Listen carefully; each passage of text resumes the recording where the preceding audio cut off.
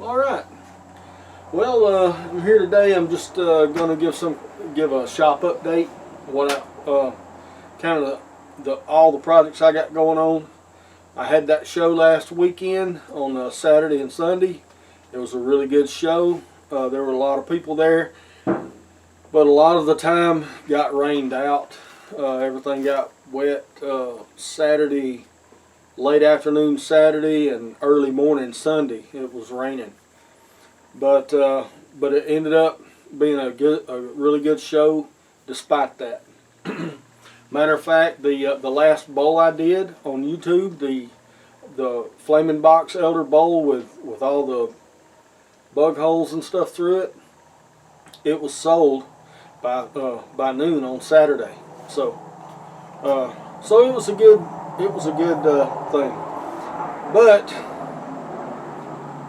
when I got back, I started looking through some of the things that I need maintenance on here in the shop, and I'll show you some of that. I'll show you a piece of new equipment that I've bought, and then a couple of projects I've been working on just this week. No wood turning this week, just simply because I'm working on everything else.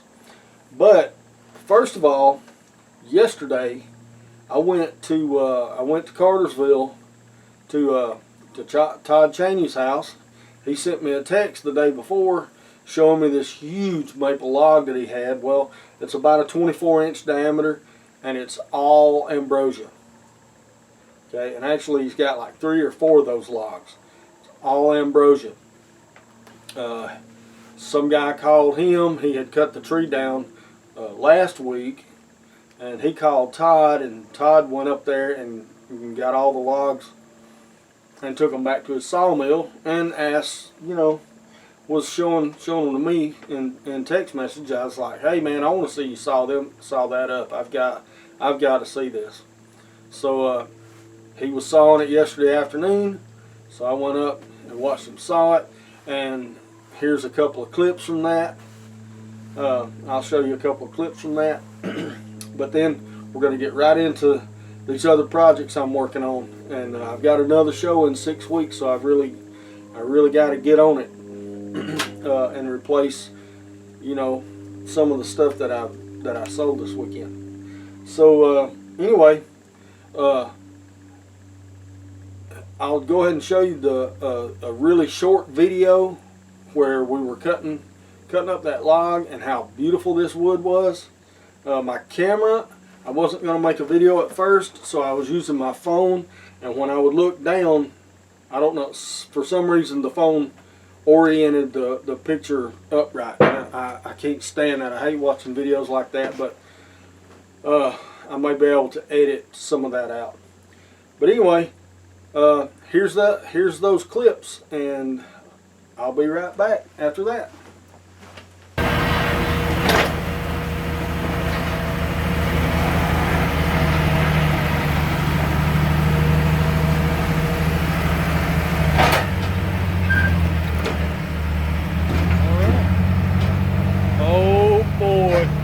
Look at that ambrosia, and it's all the way through.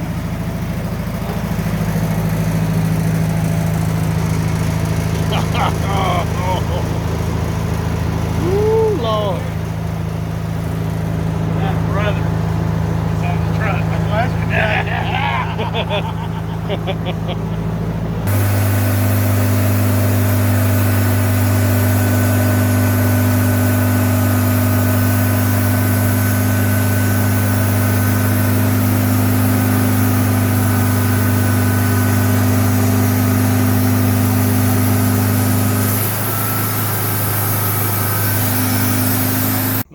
Let's see what that is. It shut him right up. 23 inches. Man, look at that. Well, Todd, you got your winner there. Casey.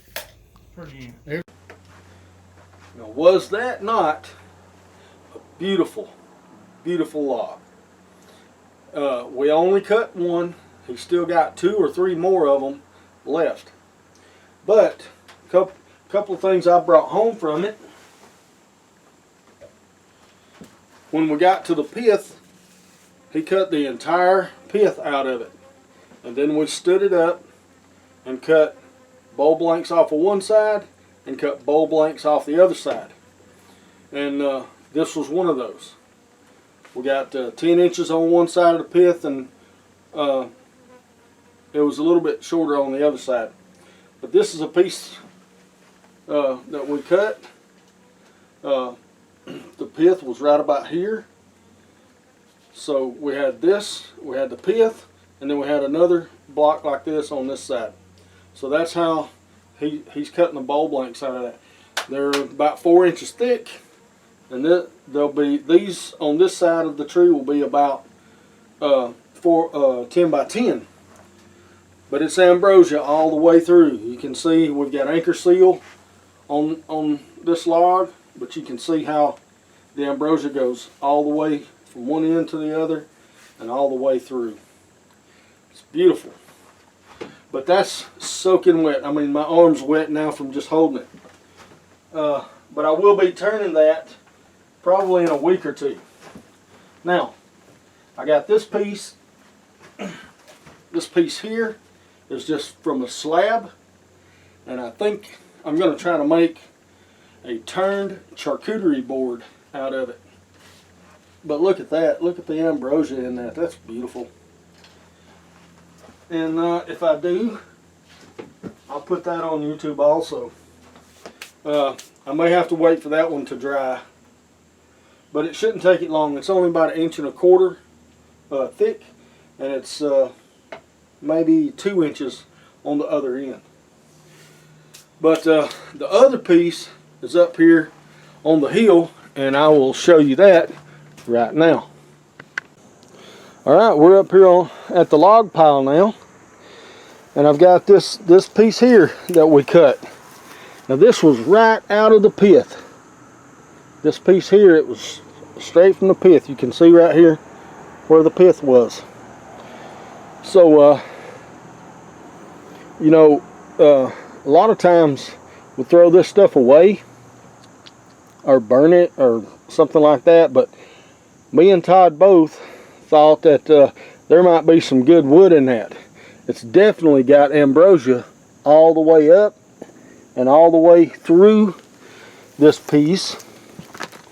So it would really be a shame to throw that away if I can use it. But I can cut this down and make smaller blanks out of it, like my Christmas ornaments or bottle stoppers, pins, things like that with all this ambrosia. And I think also that once this thing dries, I might be able to cut a few boards out of it and get some segmenting boards out of it that I can make bowls and things from, segmented pieces. But that's about 3 inches by 4 inches, and it's about 9 feet long. So yeah, there. And I also have this up here too. That's for a hopefully coming soon project. And there's my leaf collector that I built. I keep it sitting up here so it's protected from the weather and things like that. And there's the hose and all for it. So, but anyway, that's the kind of stuff I've got up here. Oh, and there's the cage. And you can see that I've been sucking up some grass and leaves with it. But let's get back down to the shop. Okay, well, I hope you enjoyed that, and you saw my leaf collector too. That thing is like awesome. It really sucks up leaves and grass pretty good. Everything works great on that thing. I really can't believe it. Had a little trouble with my impeller one time. One of the vanes broke off, but I got all that fixed. Got my impeller balanced again, and I've used it 3 times since, and it doesn't even rattle. But all right, getting on with my next projects. I'll show you these. One thing, and this wasn't really a project, but one thing that I had to do was I had to get new belts for my drill press. I bought this drill press for one reason, and that's to drive a 2-inch Forstner bit through end grain. And it does it really well, but it's not easy on it, and it wears these belts out. This is the first set of belts I've had to buy for it, though, so I can't complain. The drill press is about 3 years old. But it's a lot easier on your equipment to replace those belts in that drill press than it is to be replacing the quill in your lathe.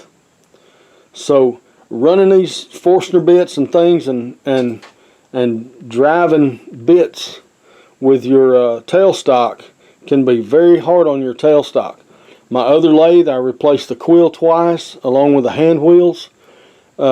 This lathe has done fine, but I haven't tried to drive anything like that through it. And you know, I will bore holes, smaller holes with it, but no sir. I'm not going to destroy this lathe to drill holes. So I bought that drill press, and the only problem I've had to do with it is to replace those belts. So that's good. Now I bought me a new sander because my other one took a crap. I went to Home Depot and bought another Ryobi sander. I don't use it very often, but you know, when you need one, you need one.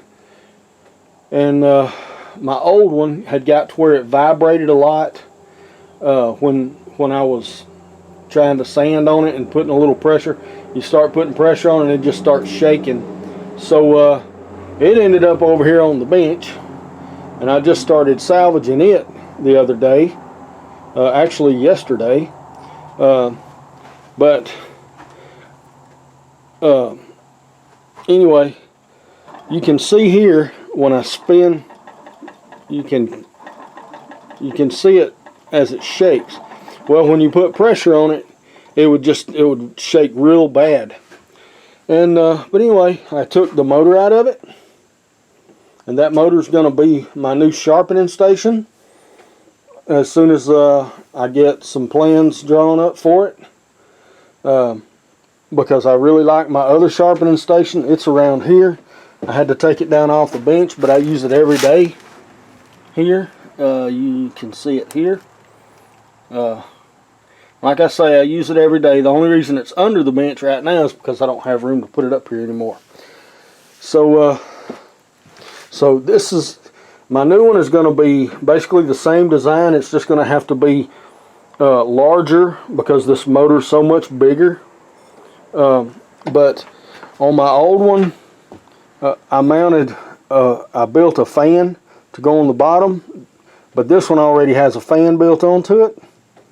So I shouldn't have to actually build a fan, and it should pull actually a bigger disc than what I was using. So that's going to be my new sharpener, and they do very well. Like I said, I use it every day, and it can sharpen just about everything in the shop. So, but anyway, I'm going to finish salvaging. I'm going to salvage these rollers off of here. And I'm going to keep those and the drive pulleys, and I may be able to build me another sander. One of the really good like metalworking sanders that people use, those 2x72s. I may be able to do that. So, but anyway. Let me show you something else I'm working on. Well, let me put the camera up, and we'll look at this. Now, earlier in the year, probably back around March or April, I was in Woodcraft, and I found these machete knives that they have, and these are already knives. The only thing missing is the handle. So you know, you find it in a woodworking store, And all you do, you buy this and you put wooden handles on it or whatever. It's got a really nice sheath. But I bought 3 of these. I bought one for my brother, one for my son, and one for myself. So we'll all have kind of, matching blades. It's kind of a family heirloom thing. But what I was doing, what I'm doing for the handles is I made my micarta handles. And I'm actually thinking about doing a video on this knife. If you guys would like to see it, let me know. Otherwise, I'm just probably going to make the knife and not worry about videoing it. But I made all this micarta out of my dad's old flannel shirts. My dad always wore flannel shirts. He loved them. If it was below 70 degrees outside, he was wearing a flannel shirt. So my mom, she had a whole bunch of his old shirts, and she was going to make a quilt out of them. But she gave me 3, or I used 3 to make this micarta. My brother's is red, my son's is blue, and mine is going to be green. Hopefully it'll end up green. It actually looks brown now. It was green when I put the micarta on it. But once you sand off that surface, then you start seeing the true colors. But yeah, I just saw those in Woodcraft, and I was like, man, that would be just really cool for like birthday presents or something. And my brother's already got his, and I gave my son his the other day for his birthday. So, but anyway, that's an upcoming project, and so I've got a good bit going. My bearings came in, so I'm going to build a new steady rest for this lathe. I've never had one for this lathe yet, but I'm gonna build a steady rest for that. It'll probably be very similar to the last one that I built for my old lathe. But I kind of splurged a little bit, and I spent some of the money that I made at that show for a new tool. And I'm going to show it to you. It's my Carter & Son 3/4 inch bowl gouge. So I bought this tool. Carter & Son did not give it to me. I paid good US American dollars for this, and buddy, it set me back. But I'm glad to have it. I know Carter & Son tools. I've got several of them here, and they're second to none. And like I said, they've not paid me for any advertisement or anything like that. And I bought this tool. Now, about 5 years ago, Carter & Son contacted me, and they gave me 3 tools. They gave me my 5/8 bowl gouge, my 1/2 inch bowl gouge, and a 3/8 spindle gouge. Okay. And the year before I got those, I actually won this one in a wood turning challenge, Christmas ornament challenge that Carl Jacobson and Alan Stratton put on in 2014, and I actually won that, and I got my choice of the first prize, and this is what I chose. It's a 3/4 inch spindle roughing gouge. Great tool, but I bought this one, and I love the Carter & Son tools, and that's what as I buy more tools, that's what I'm going to be buying. So my next one will be a Skew Chisel to kind of replace both of these. Instead of a 1/2 inch or 1 inch, I'm going to try to buy a 3/4 inch. I don't use a skew a lot, but I find that a 1 inch is about too big and a 1/2 inch isn't big enough. So I'm going to buy the 3/4, because when I get to turning pins or ornaments or doing my spindle turning, I use a skew all the time, and those are just not really the right size. So I'm going to do that, and I'm going to buy a thin parting tool. But they're steel. It's M42. It's high-speed steel. It's like 10% cobalt. Very strong, hard steel. It'll accept a very, very, very sharp edge, and it holds it. So anyway, that's that. I believe that's about all the projects that I've got going on right now.